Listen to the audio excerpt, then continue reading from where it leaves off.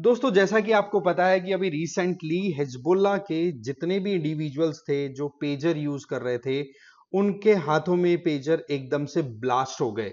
तो ऐसे में अभी क्या देखने को मिल रहा है कि उसी पेजर का लिंक प्रेसिडेंट रईसी की असैसिनेशन या फिर उनकी डेथ से भी कनेक्ट किया जा रहा है। ये बेसिकली बात हाईलाइट की गई है ईरान के national security commission of parliament के मेंबर अर्देस्तानी ने। उनका यह कहना है कि प्रेसिडेंट रईसी, ईरान के एक्स प्रेसिडेंट, आपको मैं बता दूं कि इनकी डेथ हुई थी 19th ऑफ मई को, जब ये हेलीकॉप्टर से ट्रेवल कर रहे थे। और उस टाइम पर एकदम से ये जब अजरबैजान के पास में पहाड़ी एरिया में ट्रेवल कर रहे थे, तो उस टाइम पर फॉगी कंडीशन हुई और फिर वहां पर उनका हेलीकॉप्टर जो था वो क्रैश कर गया। उसके बाद कंडीशन ये थी कि वहां पर हेलीकॉप्टर में आइडेंटिफाई करना ही मुश्किल था कि क्या तो कारण रहा होगा उसके क्रैश करने का, किस तरीके से ये डेब्रिस में कन्वर्ट हो गया, बिल्कुल मलबे में कन्वर्ट हो गया। तो इसके पीछे अब ये बात आई है कि जो हिजबुल्लाह के जो भी मिलिटेंट्स थे ना, उनके द्वारा पेजर यूज किया जा रहा था अपने कम्युनिकेशन को स्टैब्लिश करने को लेकर के।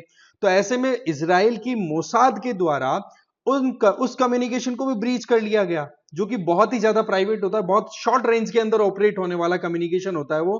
अब आप देखो कि उसमें जब एक्सप्लोजन हुआ है तो उसका लिंक यहां पर ईरानियन एमपी जो है वो कह रहे हैं कि भाई प्रेसिडेंट रेजी की डेथ में भी कहीं ना कहीं इजराइल का हाथ है। और इस तरीके से प्रेसिडेंट रेजी जो है वो पेजर को यूज करते हुए दिखे थे। आप इस सर्कल में नोटिस कर सकते हैं, इमेज बहुत ज्यादा वायरल हो रही है इस टाइम पे।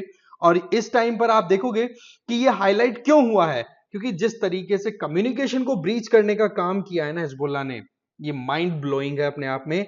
इस तरीके की अप्रोच डेवलप करना कि भाई हम इजराइल की मोसाद को ये पता है कि भाई कम्युनिकेशन के लिए ये जितने भी मिलिटेंट ग्रुप्स हैं जो कि इजराइल को घेरने का पूरा काम करते रहते हैं, इनके द्वारा ऐसे कम्युनिकेशन डिवाइसेस यूज किए जाते हैं जो कि इजराइल इनको हैक ना कर सके। हमें पता है कि दुनिया में वर्ल्ड के टॉप साइबर, अगर सिक्योरिटी पॉइंट ऑफ व्यू से देखें, साइबर स्पेस की बात की जाए, तो वहां पर इजराइल बहुत आगे खड़ा मिलता है। वैसे ईरान के रिश्ते यूएसए के साथ अच्छे नहीं है और यूएसए का दोस्त है इजराइल, और इजराइल के साथ में रिलेशन ईरान के अभी वैसे ही बिगड़े हुए हैं। अभी क्या, वो तो लगातार ही बिगड़े हुए हैं वैसे देखा जाए तो ऐसे में इजराइल से अपने आप को इम्यून करने के लिए पेजर्स का यूज किया गया। और उन्हीं पेजर्स का इजराइल ने इस तरीके से यूटिलाइज किया कि इनके कम्युनिकेशन को तो ब्रीच किया, प्लस साथ ही साथ डैमेज भी जबरदस्त पहुंचा दिया। अब यहां पर हिजबुल्लाह, जो कि हमास के बाद में सबसे बड़ी सरदर्दी बन रहा है इजराइल के लिए, हमास के बाद में अब हिजबुल्लाह को भी कहीं ना कहीं घुटनों पर लाने का काम कर दिया है मोसाद ने। यहां पर सवाल ये उठता है कि अब हिजबुल्लाह और ईरान जैसे देश जो हैं, हिजबुल्लाह जैसे जो ग्रुप्स हैं, ये अपने कम्युनिकेशन के लिए क्या यूज करेंगे? क्या वो कबूतर उड़ाएंगे अब? और कितना पीछे जाएंगे? क्योंकि इंटरनेट का यूज ना करते हुए वो अपने आप को सिक्योर करना चाह रहे थे।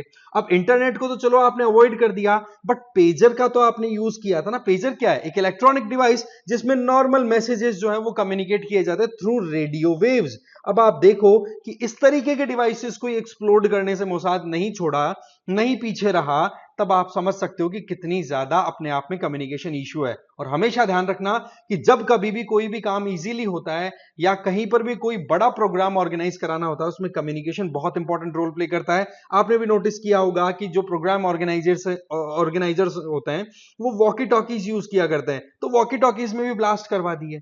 अब यहां पर सबसे बड़ी बात क्या आती है कि आजकल ये छोटे छोटे इस तरीके के डिवाइसेस बहुत आते हैं। फोन देखा करो यार, चाइनीज। मैंने देखा एक बार, मैं शॉप पे था, देखा एक मतलब इंडिविजुअल आता है और वो मांगता है कि भाई वो चाइनीज फोन आते हैं छोटे वाले, इनमें तीन तीन तो सिम्स डल जाती हैं और कम्युनिकेशन कर सकते हो, और तीन तीन दिन तक ये आराम से बैटरी बैकअप देते हैं। 550-600 रुपए में ये फोन आ जाता है। तो कम्युनिकेशन कितना ज्यादा बढ़ चुका है ये आप समझ सकते हैं।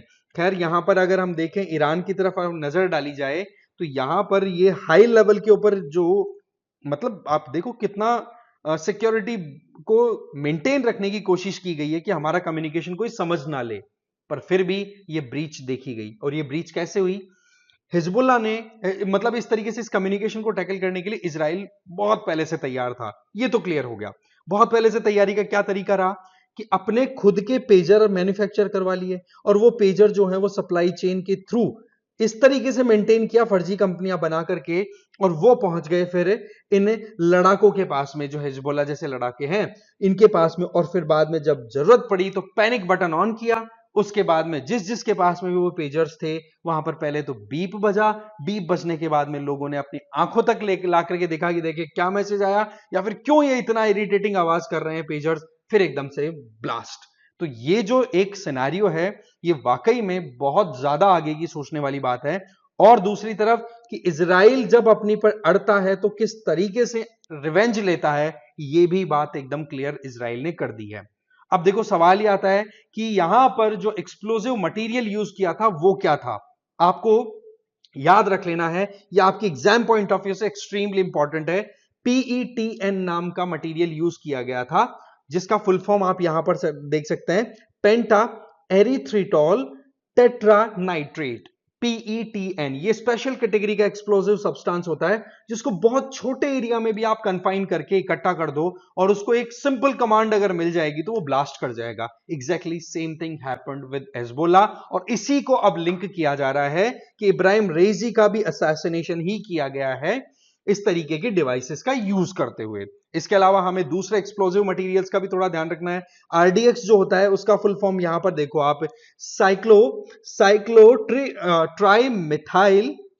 साइक्लोट्राइमिथाइलिन टेट्रीनिट्रामाइन, ठीक है, टेट्रीनाइट्रामाइन, ये इसका नाम है RDX का। इसके अलावा TNT है जिसका नाम हो गया आपका ट्राइनाइट्रोटोल्यूइन। इसके अलावा आपका नाइट्रोग्लाइसरीन भी यूज होता है, कंपोजिशन बी भी यूज होता है जिसमें TNT और RDX दोनों का मिक्स होता है, कंपोजिशन C4 भी यूज होता है, इसमें ये प्लास्टिक एक्सप्लोसिव होता है जिसमें एक प्लास्टिक कंटेनर बना करके उसमें RDX फिक्स कर दिया जाता है। इसके अलावा सेल्यूलोज नाइट्रेट भी यूज किया जाता है, और ANFO जो कि अमोनियम नाइट्रेट और फ्यूल ऑयल का एक मिक्स होता है। अब ये इतनी चीजें मैं आपको इसलिए बता रहा हूं कि यूपीएससी इनमें से कोई भी कॉम्बिनेशन पूछ करके डाल करके बोल दे कि रिसेंटली ये टर्म्स न्यूज में थी, बताओ क्या है, तो ये एक्सप्लोसिव सब्सटेंसेस हैं, धमाका करने वाला मटेरियल है, तो ये आपको ध्यान रख लेना है। तो यहां पर एक बड़ी इंटरेस्टिंग क्या चीज निकल के आ रही है कि ये एक अलार्मिंग बेल बजा दी है किस तरीके से मोसाद ने। कम्युनिकेशन डिवाइसेस है ना, आप किसी भी तरीके का डेवलप कर लो, अगर इजराइल से किसी की दुश्मनी है तो देखो ये किस हद तक जा सकते हैं, और ये एक अलग ही आप कह सकते हो कि डोमेन ओपन कर दिया है कॉन्फ्लिक्ट का। तो ये अपने आप में बड़ी इंटरेस्टिंग चीज थी, इसलिए हमने इसके बारे में बात की। तो थैंक यू वेरी मच। इसी तरीके से इंटरेस्टिंग वीडियोस लेकर के और मिलेंगे हम। Thank you. Thank you.